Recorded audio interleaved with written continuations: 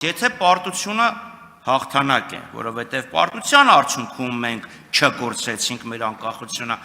ապա ինչու են դատվում այն զինվորականները, որոնք ըստ այս իշխանությունների մեղավոր են պարտության մեջ։ Փորձում եմ վերցանել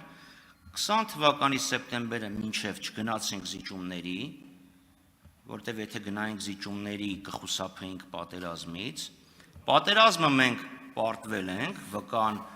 նոյեմբերի 10-ի առօրյա շուտված ձեր հայտարարությունը, որ ծանր որոշում եմ կայացրել եւ այլն։ Հիմա ասում եք, բայց պատերազմի արդյունքում, պարտության արդյունքում մենք ձեռք ենք բերել անկախություն։ Հետևաբար պարտությունը դառնում է հաղթանակ օրվելյան ոճով։